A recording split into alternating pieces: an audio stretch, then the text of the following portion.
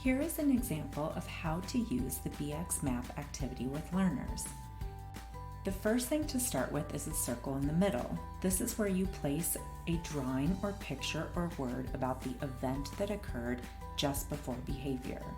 It's important to describe this as a factual event. So was the person playing and someone interrupted? Were they engaged in a book and someone took it from them? Did someone say no to them requesting to go to the park? Next, you're going to write in what emotions or feelings were evoked by that event. It's often helpful to have an emotions chart available for our learners to expand their repertoire and language around emotion labels. This kind of gets away from it being good or bad or just happy or mad and expands it to include the range of emotions that can happen. Next, write in the thoughts the person had.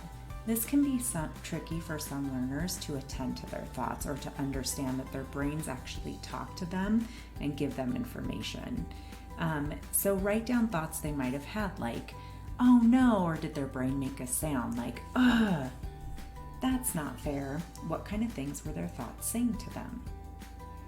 Once you have identified the event, the emotion, and the thought, draw the first line at the top. This is going to describe the behavior they did engage in, and this is usually the target behavior we're looking to make adaptations to. Describe this behavior again with pictures, words, or drawings. Do this in a factual description like hit, kicked, threw the book, ran away, screamed, threatened, what kind of things actually happened. It's important to include descriptions of body language, so what their physical responses were, as well as sounds like volume, tone of voice, what content they actually said. Then ask them to pause. Let's think about what else could have been done. Help generate new behavioral options that are going to be replacement skills or adaptive skills. Replacement skills are going to be those things that meet the same function of behavior. So think if they hit because they wanted something to stop, or they threw something and yelled because they wanted more time and they weren't ready to go or transition, then come up with a functional replacement such as communication. Like, can I have more time please? Or give it back, I wasn't done. Next, generate other choices that they could have used as well. These might be adaptive things like just go with the flow or do it anyway. They could be ways to go with the flow that also attend to how the person's feeling, like, okay, or fine, I'll do it your way. Next, go through all of the choices and mark them with a red X or a green check mark. The red X is going to go with behaviors and actions that are hurtful, disruptive, scary, dangerous, or confusing to other people.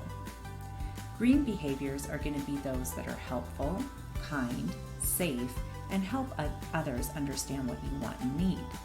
A good way to look at it too is to help our learners understand, would you want someone to do this to you? Yes, green, no, red. Next, go through the choices and pick the best one.